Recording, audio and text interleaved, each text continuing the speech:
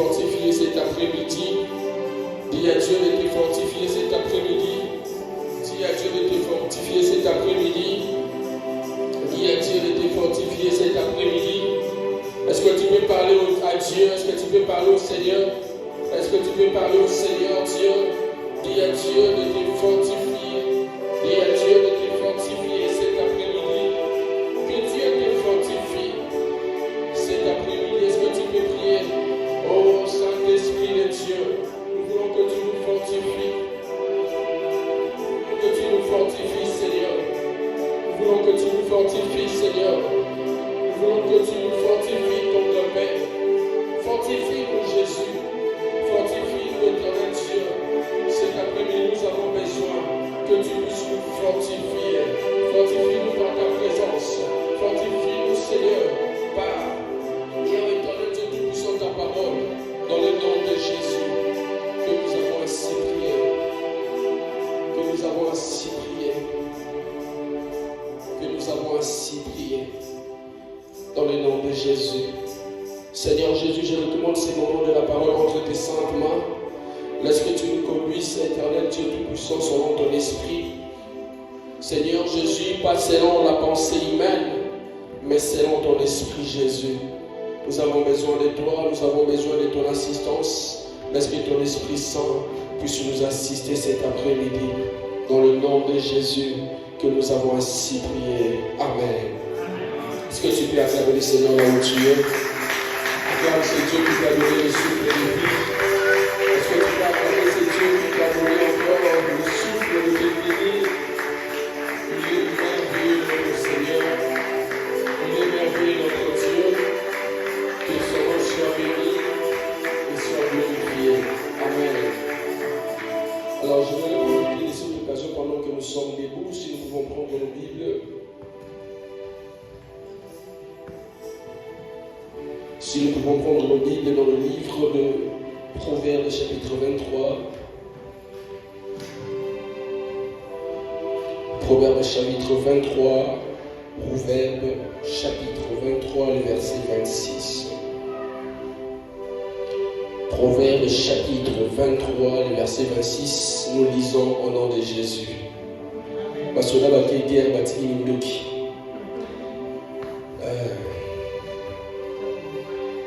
Que le Seigneur Dieu nous aide. Amen. Proverbe chapitre 23, le verset 26, la Bible déclare: Mon fils, donne-moi ton cœur, et que tes yeux ne se plaisent dans mes voies.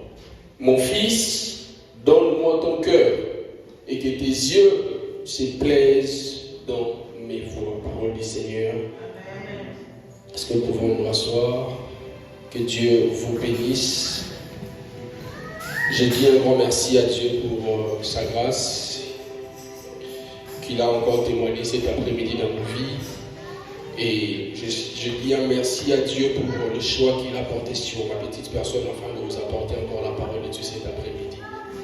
Et je dis un grand merci à vous tous qui êtes bénis cet après-midi, malgré les multiples occupations. Vous êtes sacrifiés pour être là cet après-midi. Amen. Vous allez nous excuser pour les sons. Aujourd'hui, la technique nous a beaucoup dérangé et par la grâce de Dieu, on a quand même ce que nous avons maintenant. Amen. Alors, cet après-midi, nous allons encore continuer toujours dans notre moment d'enseignement. Mais cet après-midi, je vais parler d'un autre thème que celui que je vais aborder le dimanche passé. Le thème que nous allons aborder ce dimanche matin, ça s'intitule de cette manière: Mon fils, donne-moi ton cœur.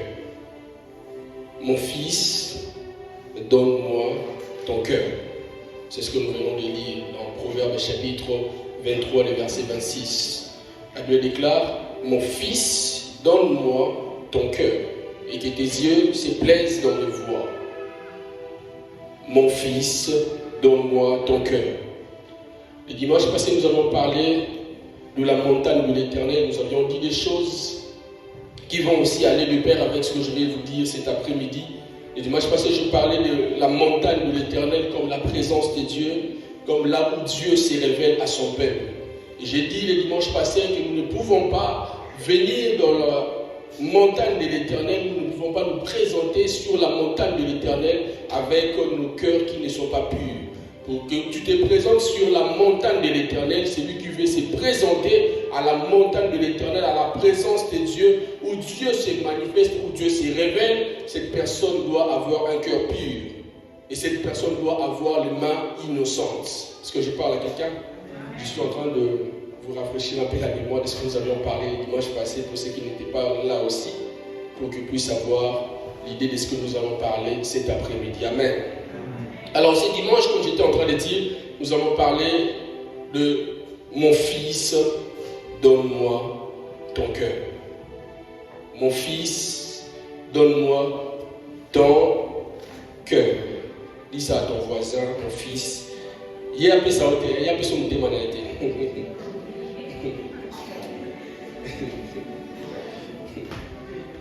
Mon fils, donne-moi ton cœur. Alors, pourquoi nous sommes en train de parler de ces thèmes? Et je pense que j'avais un autre message pour ce dimanche, mais c'est que je viens de vous présenter cet après-midi pendant que j'étais en train de dormir. Pendant que j'étais en train de dormir, je me suis vu en train de prêcher ces messages. Et lorsque je me suis réveillé, je commençais directement à écrire. Comme j'étais en train de le faire dans mon rêve, c'est ce que je vais nous présenter cet après-midi. C'est que je crois que c'est ce que Dieu veut qu'une personne puisse savoir cet après-midi. Amen. Lorsque nous parlons de cœur, c'est Salomon qui est en train de nous parler ici dans le livre de Proverbes. Il dit, mon fils, donne-moi ton cœur.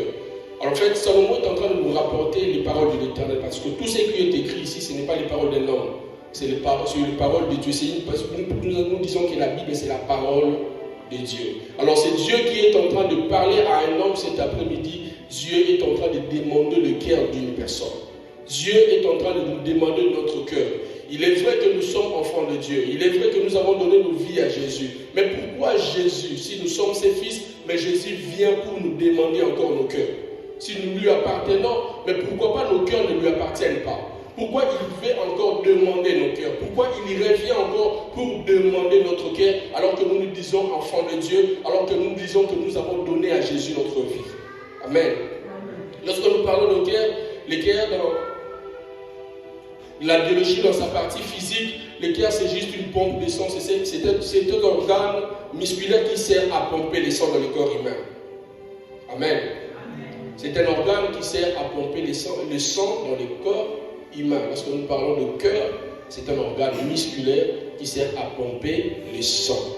Mais cet après-midi, nous n'allons pas parler de ce cœur qui est comme une pompe de sang. Mais nous allons parler de cœur dans son sens spirituel. Amen. Vous supportez, je vois aussi le moment où on a posé la question, parce que nous avions dit que ce sont des moments d'enseignement. Amen. Nous allons parler de cœur, pas dans son sens physique, mais dans son sens spirituel. Qu'est-ce que la Bible nous dit par rapport au cœur, lorsque nous parlons de cœur dans un sens qui est spirituel? Lorsque nous parlons de cœur comme dans un sens spirituel, cela fait référence à ces sièges où résident les émotions, où réside le désir, centre des pensées, centre des intentions et centre des décisions. Lorsque nous parlons de cœur ici dans un sens spirituel, nous ne sommes pas en train de faire référence à une pompe de sang. Nous ne sommes pas en train de faire référence à tout ce que nous représentons de cœur. Mais lorsque nous parlons de cœur ici cet après-midi, nous sommes en train de parler de là où résident nos émotions, de là où résident nos sentiments, de là où résident nos décisions. C'est ce cœur-là que je suis en train de vous présenter cet après-midi. Amen. Et lorsque Dieu dit, mon fils, donne-moi ton cœur, Dieu n'a pas besoin de ce cœur qui est en train de pomper le sang. Mais Dieu a besoin de ce cœur où résident les pensées d'une personne. Dieu a besoin de ce cœur où résident les intentions d'une personne. Dieu a besoin de ce cœur là où les décisions se prennent. Dans le corps d'une personne, la vie d'une personne dans le sens spirituel. Amen. Parce que j'étais en train de dire ici, Dieu est en train de nous demander nos cœurs. Lorsque Dieu demande notre cœur, Dieu veut prendre le contrôle simplement de nos pensées, de nos désirs, de nos actions, de nos intentions. Parce qu'il est vrai que nous pouvons nous dire que nous sommes enfants de Dieu, mais que nos intentions ne glorifient pas Dieu. Il est vrai que tu sois enfant de Dieu, que tu t'appelles enfant de Dieu, né de nouveau, mais ton cœur, les désirs de ton cœur ne sont pas des choses qui concernent le Seigneur. Comme Papa André était en train de dire, nos cœurs ne sont pas affectionnés aux choses d'en haut. Tu t'es dit enfant de Dieu, mais ton cœur n'est pas attaché aux choses qui concernent ces dieux. Et lorsque Dieu nous demande nos cœurs cet après-midi, Dieu veut ces cœurs où il a le contrôle total de ton cœur. Est-ce que je parle à quelqu'un? Dieu ne veut pas ce cœur qui est les pompes de sang, mais Dieu a besoin de ce cœur qui est le centre des émotions, des désirs, des pensées, des intentions. Parce que Dieu veut contrôler tes désirs, il veut contrôler tes intentions, il veut contrôler tout de toi. Amen. Est-ce que je suis en train de parler à une personne? L'apôtre Paul est en train de dire, si je vis, ce n'est plus moi qui vis, mais c'est le Christ qui vit en moi. Lorsque Dieu demande le contrôle du cœur d'une personne, Dieu veut que ces personnes ne soient pas lui-même le centre de ses décisions. Lorsque Dieu demande le cœur d'une personne, Dieu ne veut pas que tu fasses une chose par tes propres désirs, mais Dieu veut que tu fasses des choses selon son bon plaisir. Est-ce que je parle à quelqu'un? Comme j'étais en train de dire le dimanche passé, plusieurs corps sont habitués à venir à l'église, mais peu de cœurs sont habitués à aller dans la présence du Seigneur. Pourquoi? Parce que nos intentions ne sont pas les intentions de Dieu. Nous venons à l'église, mais nos cœurs ne sont pas à Dieu. Nos cœurs sont destinés, sont destinés à autre chose. Nous venons à l'église, mais nos cœurs n'est pas disposé pour le Seigneur. Si Jésus a le contrôle de ton cœur, il n'y aura pas de la place dans ton cœur pour la haine, il n'y aura pas de place dans ton cœur pour la jalousie. Dieu n'a pas besoin de ce cœur qui est les pompes de sang, mais Dieu a besoin de ce cœur qui est le centre de nos intentions. Est-ce que je parle à quelqu'un? Il est vrai, il est possible que tu peux être aussi serviteur dans l'église, mais ton cœur est attaché à autre chose. Oui, tu es enfant de Dieu, bien sûr. Tu pries le Seigneur, d'accord. Tu gênes, d'accord. Mais est-ce que ton cœur est attaché à Jésus? Est-ce que ton cœur est attaché à Dieu? Est-ce que ton cœur est attaché vraiment au Seigneur? Est-ce que tu as donné ton cœur à Jésus? Est-ce que c'est Jésus qui influence tes décisions? Est-ce que c'est Jésus qui est le centre de tes intentions? Est-ce que c'est Dieu qui est le centre de tes désirs? Surtout, les chrétiens des États-Unis, leur cœur, oui, place les arabes tourner. Oui, place les arabes tourner, non? La plupart des chrétiens qui sont aux États-Unis, oui, place les arabes tourner. Vous voyez, bitoté. J'avais dit c'est un moment d'enseignement, répondez-moi. Vous voyez, bitoté. Est-ce que ton cœur est affectionné aux choses de Dieu? Est-ce que Jésus a le contrôle total de ton cœur? Est-ce que c'est Dieu qui a le contrôle de ton cœur? Et lorsque tu prends des décisions, est-ce que tes décisions sont influencées par Jésus? Lorsque dans ton cœur tu as résolu de faire quelque chose, est-ce que ces intentions-là racontent les intentions de Jésus?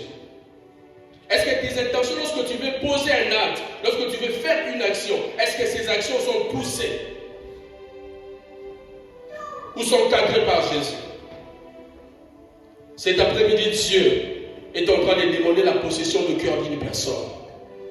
Dieu a besoin de prendre le contrôle de votre cœur. Lorsque Dieu demande votre cœur, Dieu n'a pas besoin de votre cœur pour qu'il mais Dieu a besoin de votre cœur pour le transformer.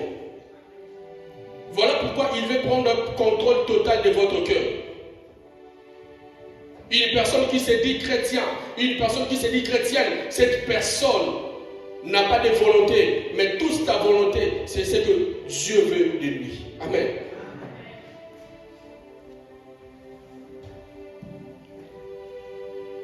Pourquoi Dieu nous demande notre cœur? Pourquoi Dieu nous demande notre cœur? Pourquoi Dieu ne nous demande pas notre intelligence? Pourquoi Dieu ne nous demande pas notre tête, mais Dieu nous demande notre cœur?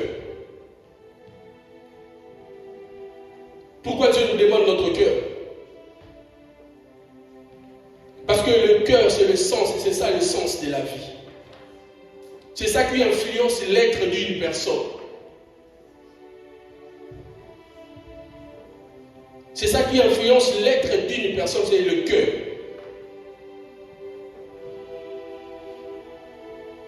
Dieu veut influencer la vie d'une personne si seulement cette personne est prête à donner à Dieu son cœur. Amen. Amen. Le cœur d'une personne révèle la véritable identité d'une personne. Lorsque nous parlons de cœur, le cœur représente l'identité d'une personne. Toute personne est définie par l'état de son cœur. Amen. Toute personne est définie par l'état de son cœur. Quand on va dire faux esprit, tu le définis par rapport à quoi? Par rapport à son cœur que tu le dis. Pourquoi? Parce que ses intentions ne sont pas des bonnes intentions. Toute personne sur la terre est définie par ses intentions et est définie par son cœur. Parce que ce qui sort de nos bouches vient de nos cœurs. Je vais dire que nous puissions le lire Matthieu chapitre 15, les versets 18 à 19. Matthieu chapitre 15. Matthieu chapitre 15, si quelqu'un peut nous trouver cela rapidement. Mon fils, donne-moi ton cœur. Dieu a besoin du cœur d'une personne. Matthieu chapitre 15, le verset 18 à 19.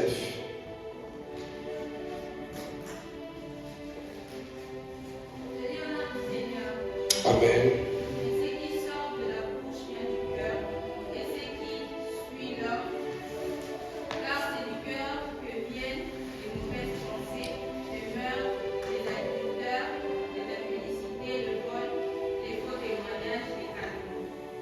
Vous avez écouté? C'est le cœur qui vient toutes ces choses. Voilà pourquoi j'étais en train de dire que tout homme sur la terre est défini par son cœur, par la qualité de son cœur. Parce que c'est de nos cœurs que viennent toutes ces choses. Lorsque tu calomnies les gens, lorsque tu insultes les gens, toutes ces choses ne viennent pas par ta tête, mais ça vient de ton cœur. Alors une personne qui se dit, une personne qui est née de nouveau dans son cœur, on ne peut pas retrouver ce genre de choses que Matthieu est en train de nous parler ici. Si on retrouve ce genre de choses dans le cœur de la personne qui dit être enfant de Dieu, c'est-à-dire cette personne, Dieu n'a pas le contrôle total du cœur de cette personne. Tu ne peux pas être enfant de Dieu et conduire ta vie de toi-même. Non, ça n'existe pas. Tu ne peux pas dire que tu es enfant de Dieu. Je suis en train de parler enfant serviteur de Dieu. Si Dieu n'est pas au centre de ce que toi tu fais dans ta vie.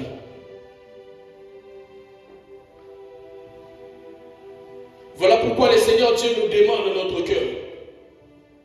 Tu peux être à l'église, tu fais des offrandes, mais ce n'est pas ça ce que Dieu recherche. Tu peux être à l'église, tu pries, mais ce n'est pas ça ce que Dieu recherche de toi. Tu peux être là en train de gêner, de faire tout ce que tu peux faire dans le service de Dieu. Gêner, prier, travailler pour le Seigneur. Mais ce n'est pas ça ce que Dieu veut. Ce n'est pas ça ce que Dieu te demande. Lui servir, c'est bien. Mais ce que Dieu veut, que tu lui donnes ton cœur. Parce que lorsque tu seras en train de servir, que tu puisses servir Dieu avec des bonnes intentions. Que tu puisses servir le Seigneur avec des désirs qu'il est en train de mettre en toi.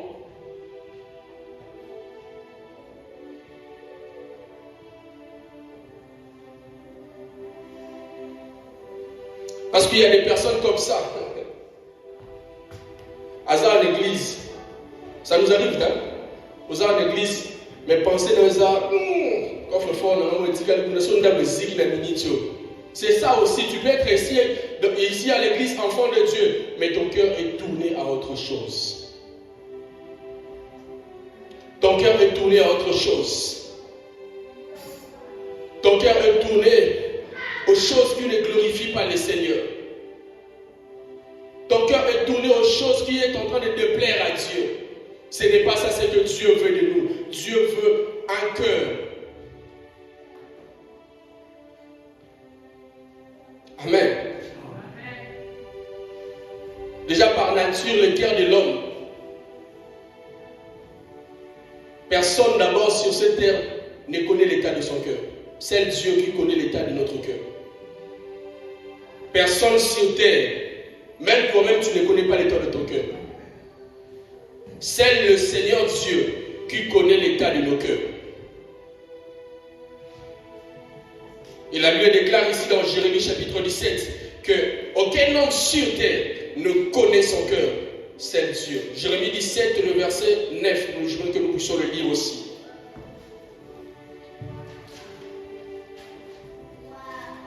Jérémie chapitre 17.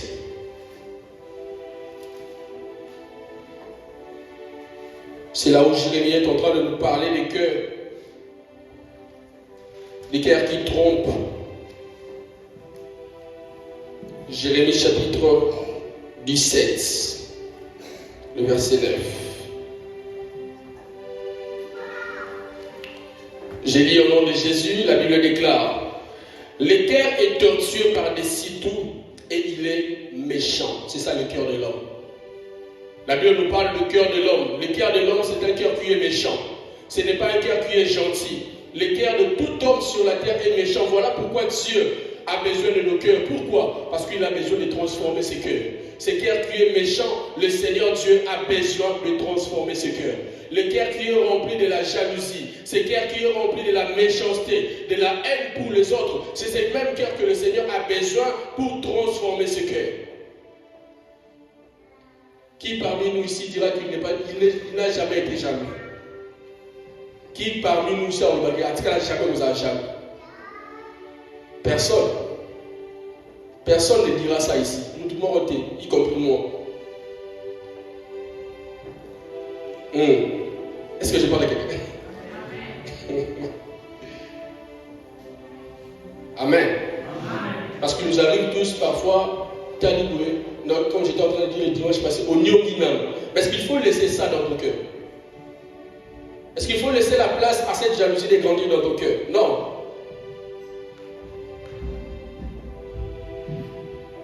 Le cœur est tortueux par-dessus tout et il est méchant. Qui peut les connaître? Qui peut les connaître? Qui peut les connaître? Même toi-même, tu ne les connais pas. Qui peut les connaître? Même moi-même, je ne connais pas l'état de mon cœur.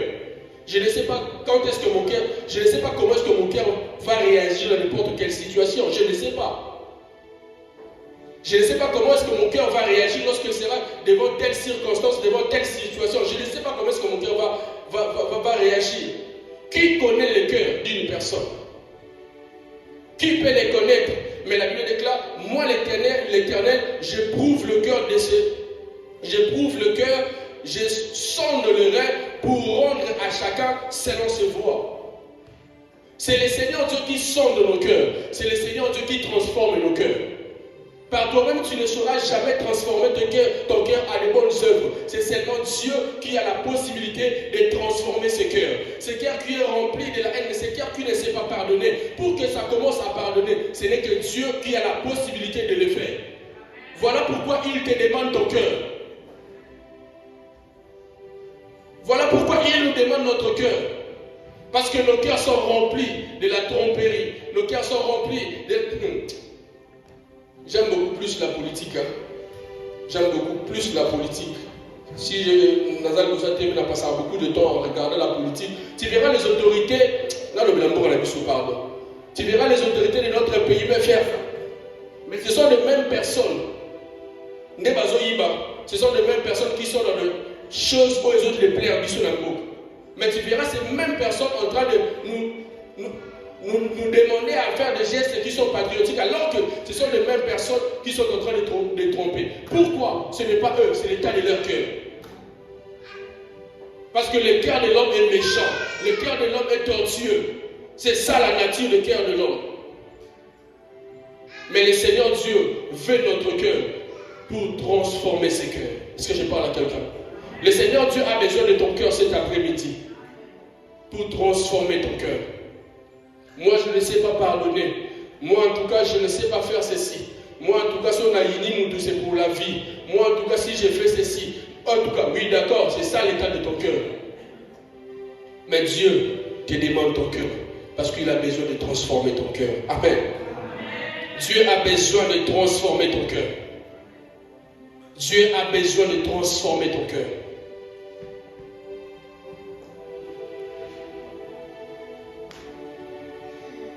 C'est l'état de ton cœur que Dieu est en train de transformer. Il dit ceci dans Ézéchiel, chapitre 36, le verset 26. Je vous donnerai un cœur nouveau. Je vous donnerai un cœur nouveau.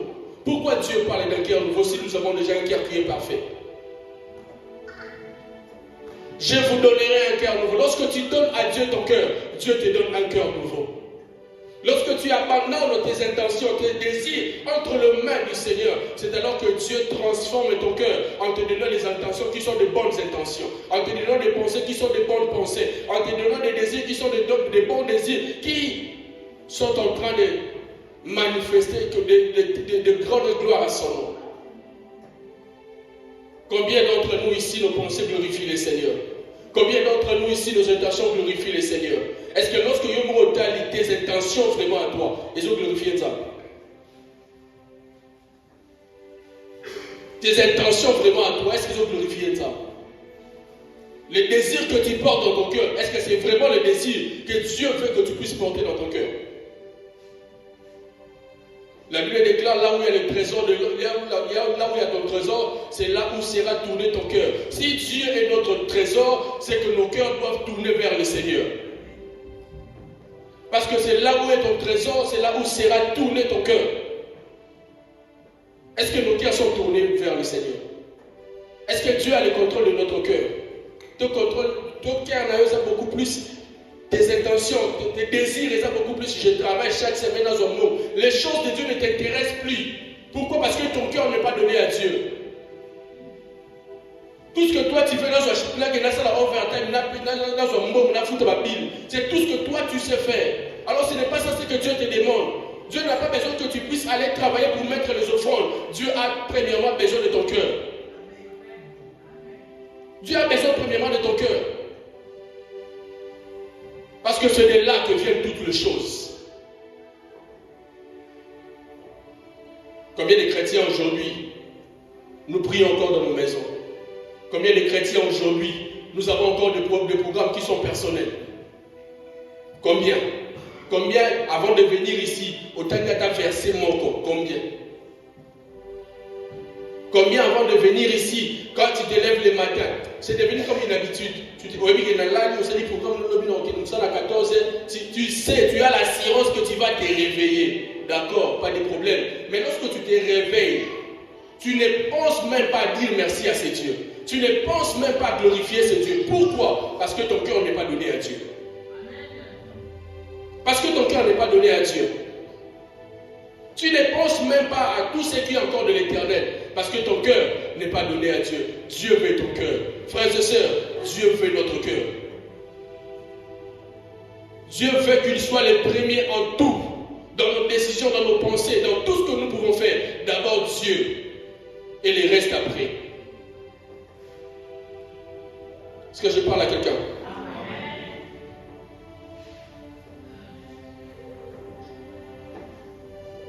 Dieu veut premièrement notre cœur. Dieu veut transformer notre cœur. Dieu n'a pas besoin de notre présence à l'église, mais Dieu a premièrement besoin de notre cœur.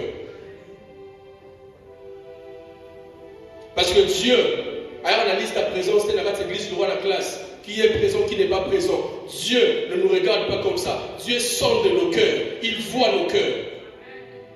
Dieu ne voit pas nos présences à l'église, mais il voit nos cœurs. Il voit les intentions de nos cœurs. Il te demande cet après-midi de lui donner ton cœur. Parce qu'il a besoin de transformer ses cœurs. Parce qu'il a besoin de transformer ses cœurs.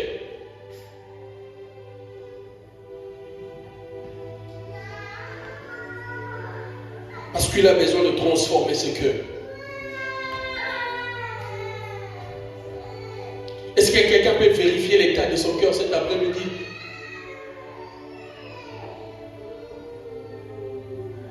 Est-ce que quelqu'un peut vérifier l'état de son cœur et dire que c'est Dieu qui conduit mon cœur? Est-ce que c'est Dieu qui est le centre de tes désirs? Est-ce que c'est Dieu qui est au centre de tout ce que tu as comme décision? Ou tu fais d'abord le choix, après le bureau, nous avons approuvé. Ou tu pars d'abord consulter le Seigneur avant toute chose. Est-ce que tu demandes premièrement la volonté de Dieu avant de t'engager dans une chose? Pourquoi? Parce que ton cœur n'est pas attaché à Dieu, ton cœur n'est pas donné à Dieu. Cet après-midi, Dieu nous demande notre cœur. Amen. Et comment donner ce cœur à Dieu? C'est une décision qui est personnelle. C'est une décision qui est volontaire. Personne ne peut te pousser à donner ton cœur à Dieu. Il te demande le cœur. C'est à toi de prendre cette décision de donner à Dieu ton cœur. De donner à Dieu le contrôle de ton cœur. Il te demande cet après-midi, c'est à prendre ou à laisser. Si tu penses que tu peux donner à Dieu ton cœur, oui, c'est une décision qui est volontaire.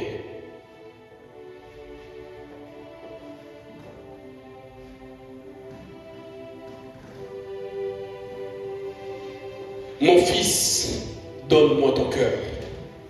Mon fils, donne-moi ton cœur. Et donner ce cœur à Dieu, c'est une décision qu'on prend avec conscience. Ce n'est pas question que non, moi,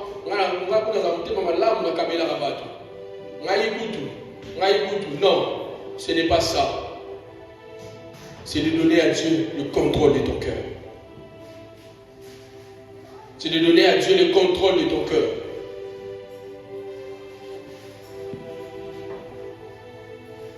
Donner le cœur à Dieu demande la soumission à Dieu. Donner le cœur à Dieu, ça veut dire se soumettre à la volonté de Dieu. Donner le cœur à Dieu, c'est se soumettre à la volonté de Dieu, à tout ce que Dieu te dit. C'est se soumettre à sa parole. C'est ça, donner son cœur à Dieu. C'est ça, donner son cœur à Dieu. Donner son cœur à Dieu, c'est donner à Dieu la première place dans tes décisions. La première place dans tes intentions. C'est ça, se soumettre à Dieu. C'est ça, donner son cœur à Dieu. Comme j'étais en train de dire, l'apôtre Paul dit, si je vis, ce n'est plus moi qui vis, mais c'est le Christ qui vit en moi. Donner son cœur à Dieu, c'est se considérer comme tu es une personne morte. Une personne morte n'a pas de décision. Une personne morte n'a pas de volonté. Une personne morte n'a pas de choses, n'a pas des ordres à donner aux autres. Et bien, mauvais, c'est plus ordre. Et bien, maintenant, la choix. Et bien, maintenant, la décision. Parce qu'il n'a pas de volonté, il n'a pas de choix. C'est ça, donner son cœur à Dieu. Donner son cœur à Dieu, c'est se considérer comme une personne morte et laisser à Dieu de vous conduire. Est-ce que je parle à quelqu'un? Donner son cœur à Dieu, tu dois savoir que tu n'auras plus de décisions, à prendre toi-même. Avant de prendre une décision, tu dois consulter le Seigneur. Avant de faire une chose, tu dois premièrement aller consulter le Seigneur. C'est comme un enfant dans une maison. Ce moment-là, dans l'âge adulte, avant de sortir, avant de faire tout mouvement, il doit informer à son parent, il doit demander la permission à son parent. N'est-ce pas? C'est ça, donner son cœur à Dieu.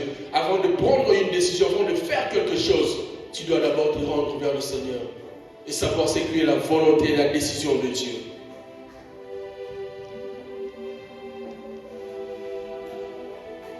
Est-ce que quelqu'un est prêt à se considérer comme une personne morte cet après-midi et de dire à Dieu, Seigneur, je veux que tu me conduises dans ta volonté. Je veux que tu me conduises dans ta volonté. Vous savez, lorsque vous lisez ce genre de passage, vous devez avoir peur.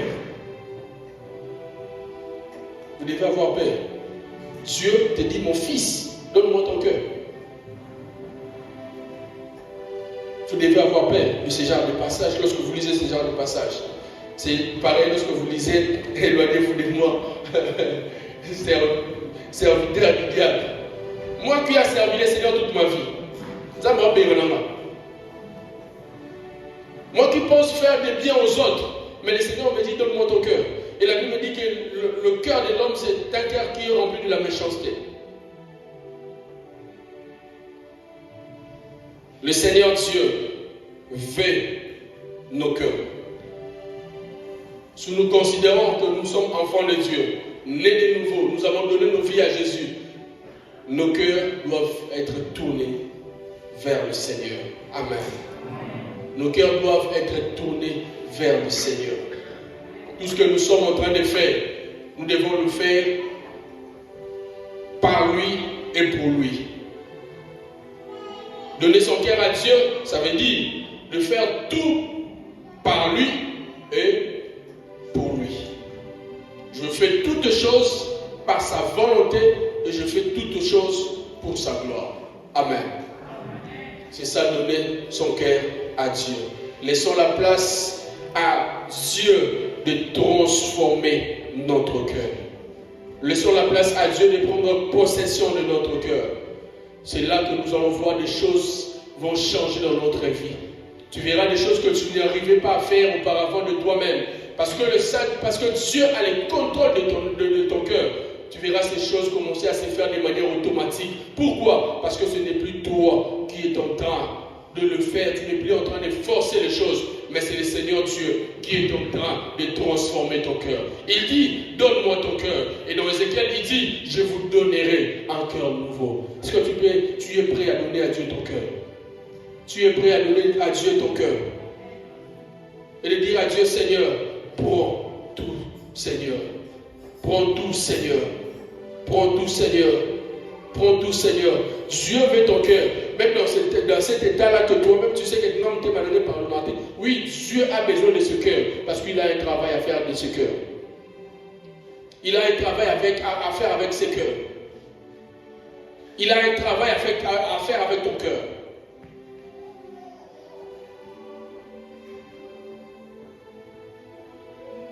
Dieu veut notre cœur. Dieu veut notre cœur. Est-ce que quelqu'un peut déjà commencer à parler à son cœur? Est-ce que tu peux commencer déjà à parler dans ton cœur et dire à Dieu, Seigneur, je te donne mon cœur.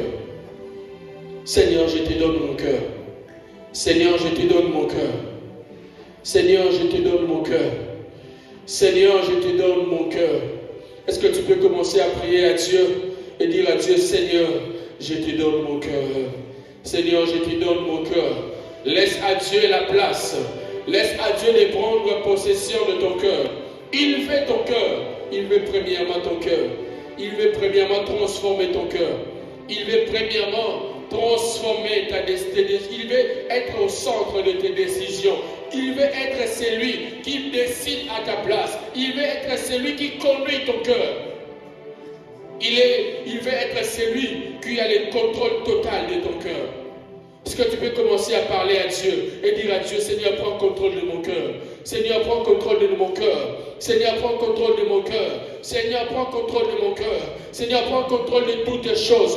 Dis à Dieu de prendre contrôle de toutes les choses. Car c'est le cœur qui est le centre de toutes les choses.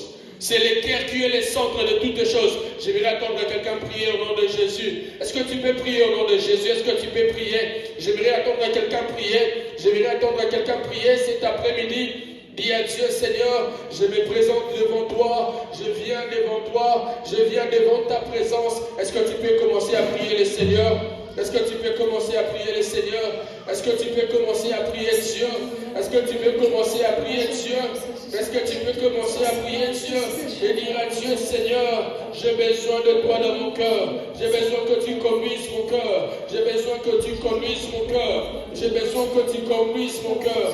J'ai besoin que tu conduises mon cœur, Seigneur Jésus. J'ai besoin que tu conduises mon cœur.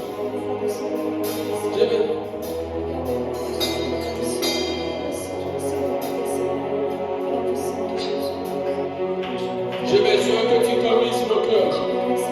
J'ai besoin que tu conduises mon cœur, Seigneur.